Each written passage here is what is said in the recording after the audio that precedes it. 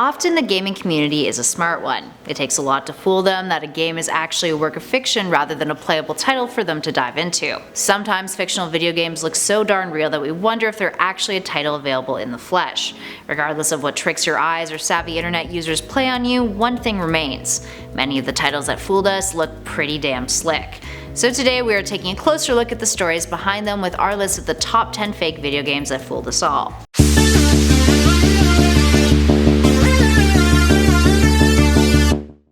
At number 10, STARFIGHTER. Let's start off our list with a game that looked very real but was just a fictional creation for a movie. The game STARFIGHTER, an arcade game, comes from the film The Last Starfighter, a 1984 space opera of sorts that tells the tale of a teenager recruited by aliens to fight in an interstellar war. The teenager, a kid named Alex Rogan, spends most of his free time at the arcade playing a game called STARFIGHTER, and learns that the arcade game is actually a space battle simulator used as a recruitment tool for the aliens. He finds himself whisked off of Earth and piloting a real starfighter. Many consider the film to be a precursor to other movies that incorporated video games on a more serious level, and funny enough, the producers were actually in talks with Atari to create a tie-in STARFIGHTER arcade cabinet. It was eventually canned though when they realized that STARFIGHTER wasn't going to be a huge success at the box office. Ouch. And at 9, KILLSWITCH. While it seems very possible that KILLSWITCH is a game that merely derives from a fictional story, there are some out there that consider it an urban legend that actually, at one point in time, was a real game.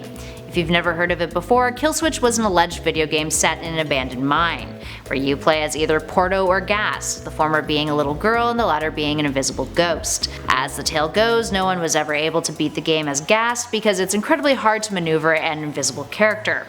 And as far as Porto was concerned, if you did beat the game playing as her, the game would completely delete off your computer, making it an incredibly rare game to get your mitts on. Kotaku even published an article about it, calling it the creepy game no one has ever played. As legend goes, a man in Japan had purchased a copy of one of the last remaining KILLSWITCH games out there, planned to upload footage of him playing the game so everyone could see what it was about, except when footage did get uploaded to YouTube, it featured no gameplay. Just the man crying for over a minute, looking incredibly distraught.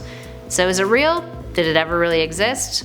You all can be the judge. And at number 8, Stay Alive. In 2006, a film called Stay Alive was released, a supernatural slasher movie in which the characters find themselves all dying after playing a video game called Stay Alive, murdered in the same way that their characters in the game were killed. All things considered, having a video game go meta and dictate how you die probably wouldn't be all that fun, but many people out there were really sold on the idea of Stay Alive, and wishful thinking had raised many an online request to see a title similar to the game in Stay Alive be produced in real life. It's a game that, while people clearly weren't fooled by it, would be a title that a lot of fans of the game would try out for themselves. No pun intended, and obviously without the death. And at 7, BONESTORM.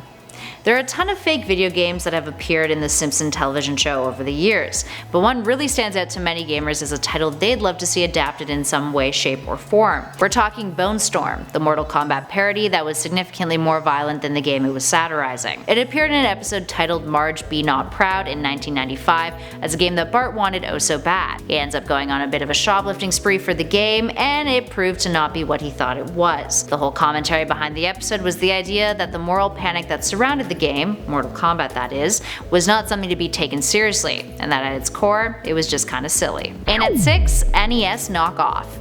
This number focuses on an alternate kind of fake video game, the world of bootleg fakes. More persistent than ever, it seems there are a ton of video game knockoffs, including consoles that have hit the market and can be bought online mistakenly if you don't know what to look for.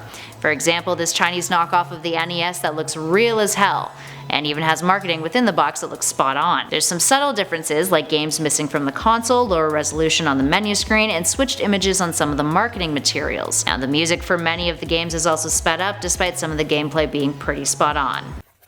Here you go. Which one is the original and which one is the knockoff? You really can't tell. I mean, this is the original here. The light is slightly smaller. And at 5, IKEA. So this is yet again a slightly different take on the idea of fake video games that people thought were real. Now I'm sure most of you have been inside of an IKEA before, and if you haven't, well, hard to say whether you'd feel as if you were missing out or if you dodged a bullet your entire life. Matter of preference, really. Regardless, IKEA does one thing that's really neat in their showrooms. They often use fake electronics in order to make the living spaces they create with their furniture feel more realistic. And turns out IKEA has a pretty solid idea of the kinds of fake electronics that resonate with customers. Back in 2015, some news went viral concerning fake consoles and fake game cases they had in their showrooms.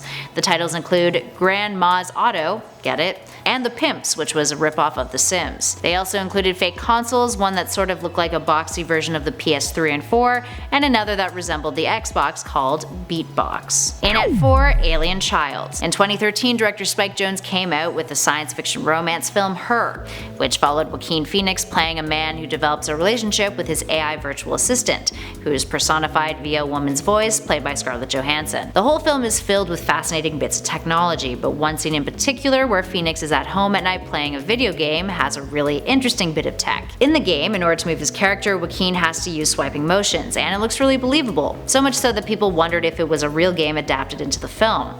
That unfortunately wasn't the case. But there is a small saving grace. The designer of that game, a fellow named David O'Reilly, actually has a real game he created called Mountain, in which he says you can, I quote, live out all of your dark twisted fantasies of being a mountain. Whatever that means. In at 3, Fix-It Felix Jr. Wreck-It Ralph is a 2012 Disney film that follows a video game character who is loosely based on the concept behind the original 1981 Donkey Kong game, and its sequel Donkey Kong Jr., a fictional title called Fix-It Felix Jr.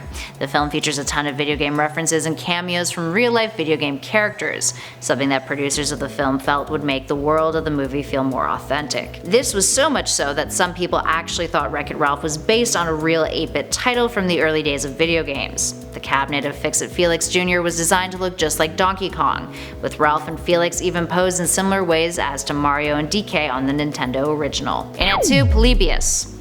PLOYBIUS is widely considered an urban legend. It's an arcade game that, according to the tale, first hit the scene in the early months of 1981 in various arcades in Portland, Oregon, and apparently the game was part of a government-run psychology experiment in which playing it caused psychoactive and addictive effects on the player. According to those who claim to remember PLOYBIUS in their local arcade, men in black would periodically visit it to retrieve data from the machines and analyze the effects on players. Then, out of nowhere, the game completely disappeared, never to be seen again. Since people have actually made games inspired by the urban legend. And if you're still doubtful, take a look at the name of the game, PLOYBIUS. That's taken right from a Greek historian who was known for his assertion that historians shouldn't report what they cannot verify from witnesses. And finally, in at number 1, Arc Symphony.